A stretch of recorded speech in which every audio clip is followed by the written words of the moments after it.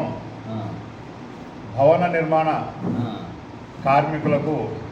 ఒక శుభ సందర్భం తెలియజేసినందుకు మేమంతా హర్షిస్తూ ప్రభుత్వానికి శుభాభినందనలు తెలియజేస్తున్నాము. రాష్ట్ర కమిటీ తరఫున, భవన నిర్మాణ రాష్ట్ర కమిటీ తరఫున అదేంటంటే, మనకు దాదాపు 5 ఏళ్లుగా ఇసుక రాక, కార్మికుల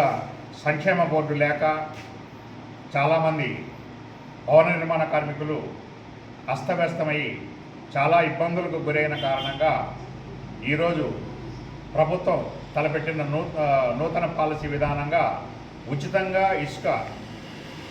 సప్లై చేసే విధంగా ఈ నెల 8వ తేదీ నుండి ఉచిత ఇసుక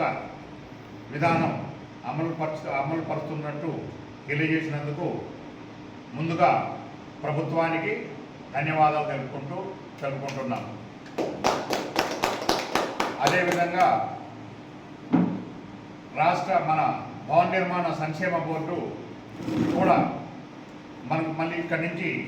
దాన్ని పునరుద్ధరిస్తామని చెప్పారు కాబట్టి దాన్ని కూడా మనం చాలా సంతోషంగా దాన్ని మనం స్వీకరిస్తున్నాము. ఎందుకంటే గత 5 ఏళ్లలో భవన నిర్మాణ కార్మికులు వాళ్ళు ప్రమాదవశాత్తు మరణించినా కానీ, ఏదైనా అంగవైకల్యాలు కలిగినా కానీ, ప్లస్ డెలివరీకి సంబంధించిన కానీ, కార్మికుల సంక్షేమ పెళ్ళిళ్ళ గురించి కానీ, ఇటువంటి సంక్షేమ పథకాలన్నీ అందులో ఉన్నాయి కాబట్టి అవన్నీ 5 ఏళ్లలో